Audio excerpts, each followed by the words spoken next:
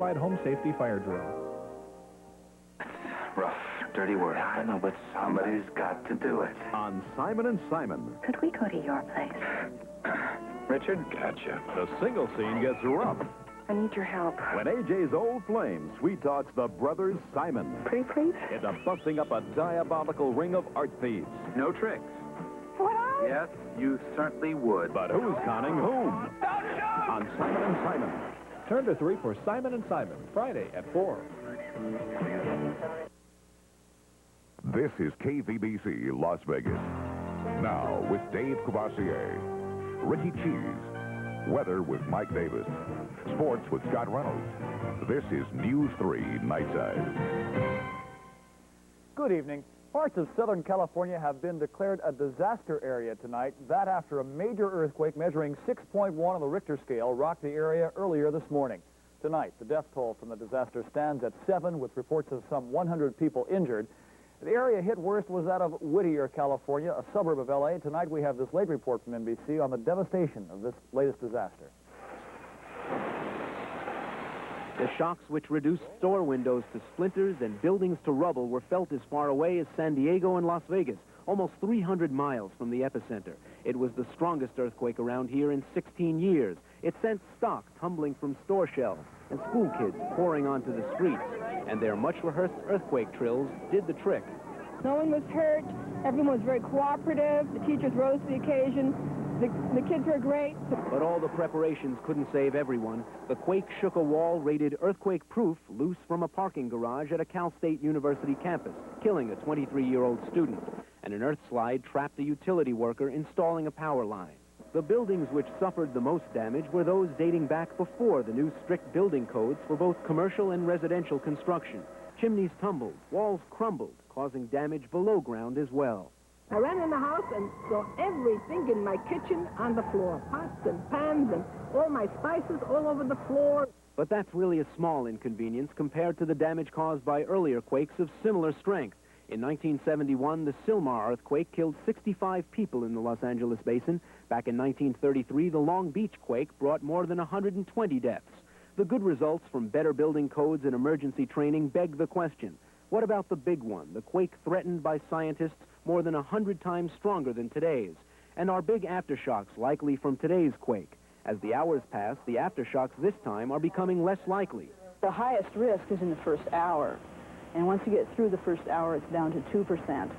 Earthquakes, and getting ready for them, are now a permanent feature of life here, and so's wondering about the big one. Ray Suarez, Channel 3 News. Again, experts say if not for stringent building codes now in effect, the damage and loss of life could have been much worse. And some people in L.A. were in the unenviable position of watching the earthquake while they felt it happen. As the aftershocks rocked Los Angeles, they shook things up inside local television stations as well. People who are watching our NBC affiliate in L.A. realized the people who reported the quake were affected by it, too. And here's another aftershock or another earthquake happening right now. I'm not sure which. I'm going to get under this desk. I apologize for the theatrics. Okay. This is live. This is what's happening right now. And a word to the folks in the control room, if you're going to swear, we can hear it on the air, so we'll try to keep a sense of decorum. Christina, do you have any copy, any wire copy that's coming right now? Nothing. Yet. We're calling right now. Nothing is coming in right now. One of our associates is saying that we are making calls, so that means that some telephone contact has been reestablished. Again, an earthquake of unknown magnitude. We're going to stay on the air as we... Despite having to take cover several times, KNBC anchors continued their live coverage of the quake. In other news tonight, 5 miners were pulled from what could have been their grave tonight. They were all rescued from the shaft of a gold and silver mine high up in the Colorado Rockies near Leadville. Rescuers had to dig through tons of rock and timber 800 feet down to bring them out. Apparently, a cable lowering some machinery down into the mine snapped, causing the avalanche of rock. None of the miners were seriously injured. A Las Vegas man is dead tonight. An innocent driver caught in a deadly 3-way accident. It happened on I-15 near the Sahara interchange late this afternoon. Apparently, a northbound driver in a pickup truck swerved to avoid traffic ahead, hit the median, and became airborne, landing on a car heading southbound and killing that driver. A third car was hit by the second car involved. Now, the driver of the truck and the driver of the third car were treated and released from UMC. No citations have been issued yet, pending an investigation. That accident, by the way, tied up traffic for more than an hour on the interstate, and we'd like to thank those who called our News 3 tip line on the cellular phones from the scene to tell us about it. Those calls are free thanks to Centel just by dialing TV3. Nevada Highway Patrol is having trouble getting through by phone to Southern California authorities to determine what the road conditions are due to the earthquake earlier, but as far as they know, most roads are accessible. They also report 2 DUIs and a number of fender benders. There haven't been any fires tonight, but there have been numerous medical emergencies, 6 heart attacks, breathing problems, and fight victims, the bulk of those calls. A small hotel on the Boulevard South was robbed tonight, and there have been the usual number of family fights, and that's Night Beat. And this evening, the jury of a local murder trial returned to the scene of the crime. Jurors on the Richard Haberstroh case are still trying to piece together the events that led to Donna Katowski's death. Deborah Breda followed them on their outing. She joins us now live. Deborah? Ricky, tonight, jurors on the Haberstroh case followed a path that's been traced at least twice before. First by Donna Katowski and the person responsible for her death, then by jurors in the first Haberstroh case back in March. Jurors requested to leave the courtroom once again to test the validity of Richard Haberstroh's major defense. He claims that witnesses who placed him at the scene never mentioned something he says should have been obvious. Just don't see how 4 people who come in contact with me do not describe to you tattoos. That's my only defense. I'm sorry and I apologize for bringing it out to you every time. But you cannot make a mistake with my tattoos. That was just one of the reasons that jurors asked to visit the spots linked with Katowski's murder at night. They retraced much of the path that led to her killing, including the grocery store parking lot where the young woman was abducted. There, jurors made their observations, notebooks in hand, while Haberstroh looked on, guarded by tight security, always surrounded by several patrol cars. And later, more than a year from the night of her murder, jurors stood on the spot where Donna Katowski's body was found. And Ricky, since this was one of the last steps taken in the last Haberstroh trial, it wouldn't be surprising if they began to deliberate soon. What were your impressions of what might have been going through the jury members' minds, Deborah? Well, it's hard to say what exactly it was that they were looking for. Everything was so brief. They would get off the bus, look around, take notes, and then they would go on to the next place. Thank you, Deborah Breda, with the latest details in the Richard Haberstroh murder trial. Well, a jury in another case has already begun deliberations. Closing arguments were given this afternoon in the case against the Committee of the State's members and associates. An attorney for the defense told a panel of 12 that the main defendant, William Gale, shouldn't be ruled against just because his religious views may be insulting. Now, here's more of what's been going on in the news this day. The county now owns the North Las Vegas Airport lock, stock, and barrel. County Commission Chairman Paul Christensen was in the first plane to land there just minutes after the ownership change was official. The Sumo Corporation sold the property for $16 million. A deliberate fire was set at the County Fire Training Center today just to show how fast a home fire can spread. The demonstration was also part of the Plan to Get Out Alive program being sponsored by TV3 and McDonald's. We'll be conducting a live fire drill on our 6 o'clock news this next Monday, and you can pick up materials at McDonald's. Volunteers in the northeast part of the city were busy putting a fresh coat of paint over some graffiti at the Nellis Trail Shopping Center today. A number of businesses, coordinated by the Southern Nevada Clean Communities, are providing support for the Knockout Graffiti campaign. And that's what's in the news for this day, October 1st. And up next on Nightside, more action over casino ownership on the Las Vegas Strip, and a reverend is running for president. Also, a medical test could do you more harm than good. That story still ahead on Nightside.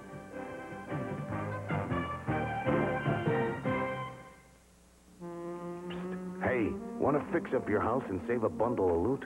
Then hurry down to the Big Fix, Payless Cashway's Fall Home Fix-Up. There's certainty to R11 craft-based insulation, only $10.49 after rebate.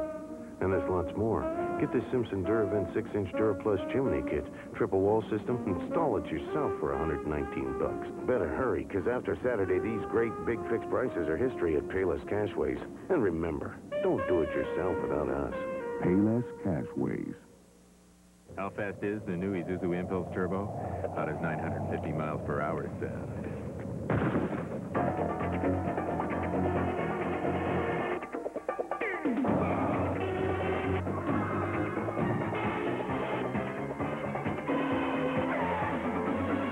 The Impulse Turbo. Faster than a speeding You know. What a day. Hi, Ann, what's for dinner? I want burgers and fries. Mom, you promised chicken tonight. And I want a juicy steak. So let's go to Caro's. At Caro's, we have something for everyone. Thank goodness. Like this deluxe breakfast combo for $2.39. A turkey stack lunch for $3.69. Plus chicken pot pie dinner for $4.85. Or a New York steak sandwich for $6.45. Come and see how much Caro's cares. The Nevada test site is crippled by labor problems. Contracts for 9 unions representing workers at the site expired today, bringing to 10 the number of unions negotiating new contracts with RICO, the site's primary employer. Culinary union workers at the site have been on strike since September 15th. It's the only union scheduled for negotiations with RICO tomorrow at 10 a.m. Now, wage and benefits packages for over 52,000 test site workers are involved. But the main sticking point seems to be RICO's demand for a stronger management clause and a tougher no-strike clause. Tonight, a change of ownership for yet another resort property is in the works. The Bourbon Street Hotel Casino on East Flamingo, just across from Bally's, is being sold, apparently. A partnership that owns the King 8 Hotel and Gambling Hall is the buyer. No word on the sale price, and it probably won't be final till later this year or perhaps early 1988, and state gamers will also have to approve that deal. In the meantime, gaming agents are keeping a close eye on the Aladdin. Daily surveillance of the casino is underway to see if everything's in compliance. That because most of the upper management there is still on a leave of absence. You'll remember owner Ginji Yasuda put Chief Operating Officer Dennis Gomes and 7 other executives on layoff last month. But the Gaming Control Board says so far there's no reason to interfere because things are running smoothly, and neither are they pressuring Yasuda to put a replacement staff in office. Former TV preacher Pat Robertson is officially a presidential potential. Robertson made his announcements before a Brooklyn, New York audience in a neighborhood where he once pastored. However, hecklers tried to drown out Robertson's first day of seeking the Republican nomination. Also not getting off to a very good start today was William Sessions. The newly confirmed FBI director never made it to Capitol Hill for his swearing-in ceremony. Sessions collapsed on an airliner, the victim of an undiagnosed ulcer, and spent the day in a Washington hospital. And if you're going to be visiting the hospital soon to have special x-rays that use dyes, medical specialist Steve Gandel says you should make sure the exam is worth the risk. He explains in this report. This is a bottle of clear liquid. You can see right through it. But when it's injected into a patient, look at what happens on an x-ray. It becomes a contrast material, a so-called dye. But these dyes can cause problems, ranging from mild discomfort to allergic reactions to breathing problems, and in rare cases, even death. But now there are alternatives, including newer contrast agents which cause fewer problems. To use them routinely has drawbacks, especially for the newer contrast dyes. It's mainly the cost. Cost is anywhere from 10 to 25 times as much as the regular ionic contrasts. And hold your breath, don't breathe, don't move. So the answer? If you're going to have an x-ray exam using dye, be sure to tell your doctor if you have allergies, asthma, or if you've had reactions in the past. Otherwise, remember, severe reactions occur less than once in every 1,000 cases. Steve Gandel for NBC News, Los Angeles. And if you have medical questions of just about any concern, you can call our Healthline number. The number is 642-2100. We'll try to find the answer for you. Getting healthy can be hazardous to your health. It can be expensive, too. Well, there's nothing but blue skies ahead for our weatherman Mike Davis and his forecast, while it's clear sailing for another Major League Baseball team that won a division race. And scary sailing is the story for some daring divers. The tale's coming up, so stay with us. And now for something completely different. The spectacular world of Guinness Records. The show that brings you the exciting, the unexpected, and the unbelievable. All the people you've just seen have got one thing in common. They all want a place in this book, The Spectacular World of Guinness Records. Watch out for it, The Spectacular World of Guinness Records. Turn to 3 Sunday afternoon at 4 for The Spectacular World of Guinness Records. You know what drives me nuts about Las Vegas? It's not the weather, it's not the traffic, it's the radio stations. Check it out.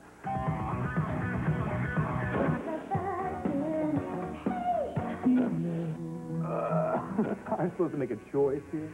Why isn't there a radio station that plays classic rock and roll? Stones, The Doors, Beatles. Like this.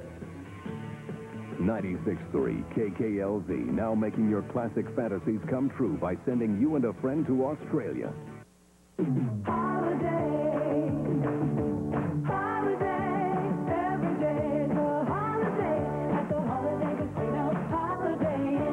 Enjoy the world-famous Galley Breakfast and Lunch Buffet, served daily just $2.69, and the Galley Dinner Buffet, served nightly for just $3.69, plus complete menu service and $1.49 breakfast special, served 24 hours. Every day is a holiday at the Holiday Casino Holiday Inn. Come aboard the ship or the Strip for great food and good times. Personal attention to the needs of your business is our first concern at Alternative Business Equipment. That's why we carry dependable lines like Panasonic typewriters and Ricoh copiers. More importantly, we're there when you need service, whether our own staff or factory-trained technicians. And we understand the importance of flexible financing and offer a wide range of plans that make sense for your business. Now there's an alternative for small and medium-sized businesses at Alternative Business Equipment, 820 South Valley View. You just wouldn't believe what Mike has in his forecast tonight. It's amazing stuff. Shocking, it really is. Did you look? You know, because We're we've been not gonna talking try it lately about the... tonight. Yeah, you predicted my whole thing last night, but Yeah. you won't believe it. So Okay. Just wait and see. Right now outside, you won't believe it. It's clear out there. No storms, no nothing. It's nice. Humidity, it's dry, and the barometer's rising. Temperature, it's a little cool here, but wait till you see what the rest of the country's got in store tonight. 75 right now. Winds out of the west at 12 miles per hour. Beautiful evening around the valley. Lots of stars and lights and half a moon out there. Beautiful. Temperatures, well, they're mild in some spots, but cool in others. Still a couple of 80s around. Lots of 70s, though. 73 cool degrees in Pahrump and a nice 49 degrees at Mount Charleston. Nationally, the temperatures are beginning to cool down. Lots of 30s. In fact, most of the nation, the northern half or so, covered with 30s and 40s. You know what that means? Winter is on its way. Look at the radar map. Snow. This is the surprise. There is a snowstorm moving through parts of Minnesota. International Falls early this evening. Temperatures drop to 38 degrees. Elkins, West Virginia, 37. They've got frost warnings there. Freeze warnings in the Dakotas. But Duluth may have been the worst place to be. They had about a half-inch of rain earlier today. They got snow this evening, and with it, 70-mile-per-hour winds. Blizzard-like conditions up along the Great Lakes. A cold front moving through that region will bring some heavy snow going into the weekend. On the satellite map around our area, well, it's pretty calm by comparison. 70s and 80s up north, 90s and even a 103 down at Laughlin. On the loop this afternoon, well, all the clouds stayed well to the south of us. They pushed again into the southeastern corner of Arizona. Some high clouds moved into parts of California, but otherwise, no real heavy weather at all. We can get this picture moving and see what's happening around the area. Lots of activity, clouds moving in here, zipping along also to the south of us, and the forecast is shaping up very, very nicely. Clear skies here. Cool to the north, but not like the 20s and 30s up in the Midwest.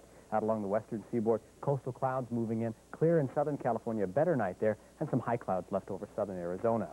On the almanac, well above normal. In fact, we're above 90. We shouldn't be. 94 compared with 89, and we weren't close to either of the records, one above 100 and the other down near 42. Tonight, fair with light winds and temperatures near 60 or so. Sunrise tomorrow morning at 6:36, and another day with nice air quality.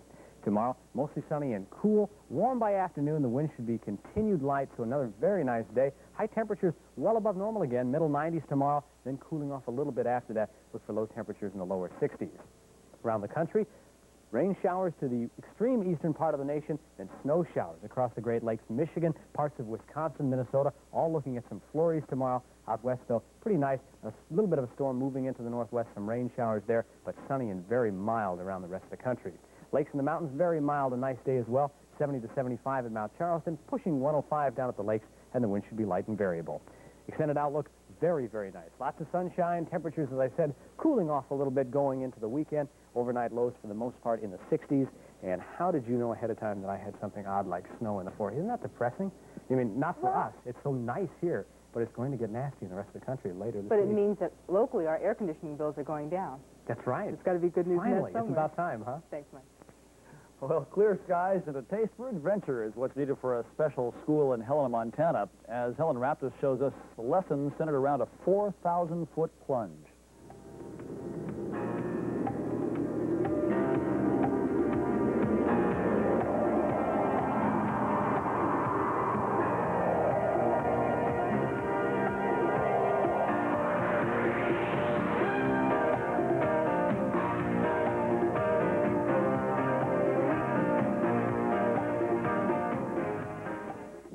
Fun was exactly what 11 skydiving trainees had on their graduation day this past Sunday. After paying $124, these thrill seekers were taught the basics of jumping and landing, and all came up smiling. The Osprey Sport Parachute Club from Marion, Montana was responsible for the 3-day training session, and according to Director Fred Sand, it is a sport that almost anyone can do. Anybody in any good, normal health can do it. Probably the hardest part is saying, yes, I will. You ask all these folks here, they'll probably agree with that.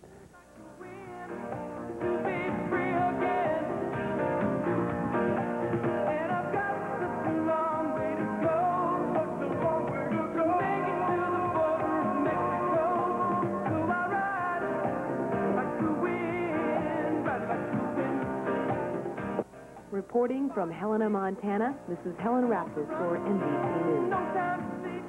Got to try that someday. It looks like fun. I'm ready to go when you are. Okay, as long as we don't break an ankle coming down. And we can get it funded by somebody. Okay, some big news. We're talking big news tonight in the world of sports, at least for me. I know, your Cardinals, I think they feel like they're at about 10,000 feet tonight. That'd be great, wouldn't it? Busch Stadium, big night, Dave. The St. Louis Cardinals had a chance to wrap up the divisional title in the National League East tonight in front of their home fans. A victory by St. Louis would let all the air out of the Mets' balloons. Dan Dreesen, this guy's just supposed to be too old to do this anymore, but he's not. He doubles here, and Ozzie Smith will score along with Tommy Herr, and St. Louis goes up on top of Montreal by a score of 3-1. Then Terry Pendleton had a little defensive trouble last night at third, didn't know where to throw the ball. Watch this throw on the skip over to first base, and he gets the out. Then Dreesen with the diving stop himself and the flip to Danny Cox. And yes, it's all over for the world champions. The Mets are out of it. St. Louis wins the division 8-2. They've won that division 3 out of the last 6 years. For Los Angeles, Welch with a shutout over San Francisco tonight. Houston beat Atlanta 6-5, and Pittsburgh keeps winning, this time over Chicago 12-3. Santiago got another hit, and for Benito, 33 games in a row now, but the Padres lose 4-3. In the American League, Detroit, the Tigers trying to trim Toronto's lead to just 1 game. But trouble for the Tigers early. Cal Ripken hits this double off of Walt Carroll, and the O's go up on top 2-0. And then a little bit of a mix-up with the media tonight. And don't tell me that this should ever happen, because it shouldn't. For some reason, the photographers are running all over trying to get out of the way of this foul ball, and they foul it up for Detroit on their home field, no less. But it didn't make any difference. This single to right. Jimmy Dwyer makes the throw after Evans gets the base hit. Kennedy's got the play, but he drops it, and then here comes Alan Trammell. Kennedy gets the ball a little too late for that one. That's why Santiago's with the Padres, and they traded Kennedy, I guess. 9-5, Detroit gets the win. They're just 1 behind idle Toronto, with a 3-game series between those two teams coming up starting tomorrow. Reggie Jackson played his last game in Oakland tonight, the place where it all began for him. And what did he do? The man with 563 home runs in his only appearance at the plate tonight, it's a seeing eye single. Jackson is 6th on the all-time home run list, lifetime average of 262. Reggie wraps it up in Oakland. 9-5, the A's get the win over Cleveland. Seattle 8-6 over Texas. Chicago a winner over California, and Boston beat the Yankees at Yankee Stadium. Well, how quickly people will change their mind when money is involved. It was just last week that Tony Dorsett of the Cowboys called teammate Randy White Captain Scab for crossing the picket lines. Well, Dorsett became a second lieutenant himself today. He rejoined the Cowboys after learning that he might lose some of his $6 million annuity. I made some statements. If he felt those statements were so strong that the little relationship that we had, if he feels that it destroyed it, then so be it.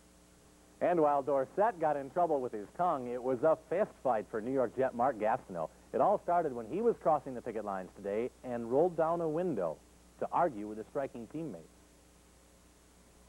It resulted in somebody spitting in my face, and I had to do what I thought was best, and that's protect myself from something like that happening.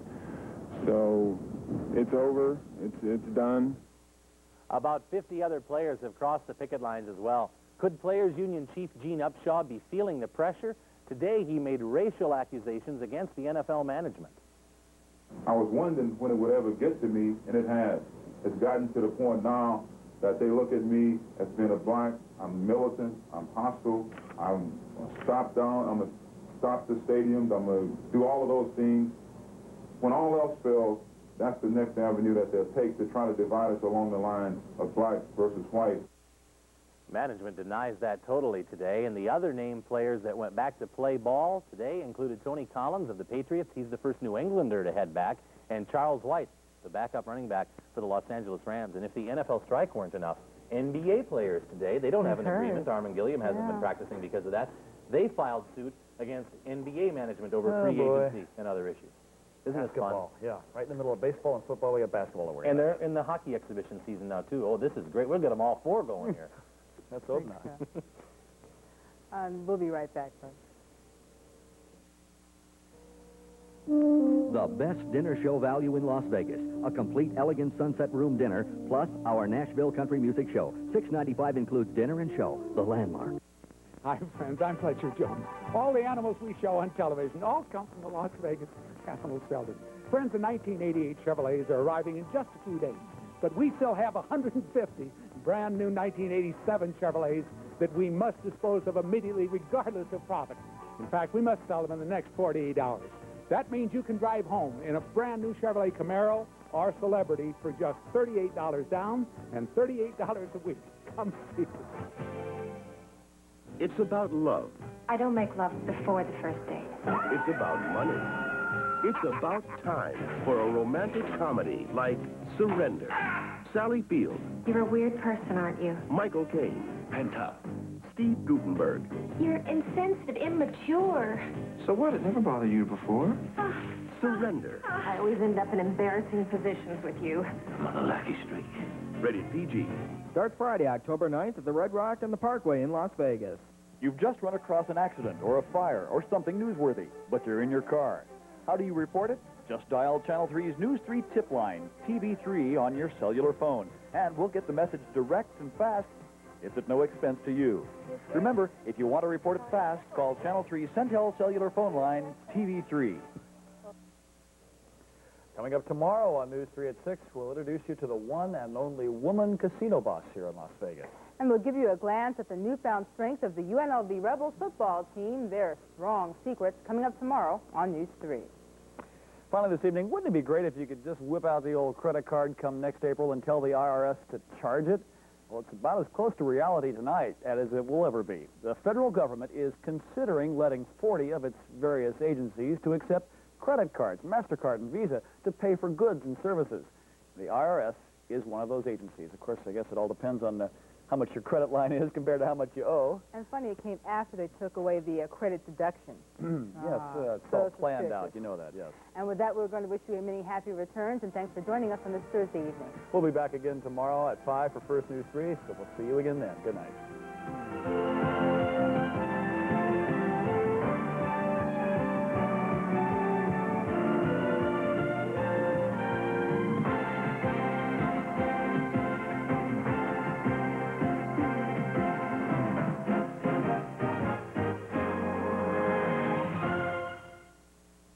Are you lying to your dog? Doesn't.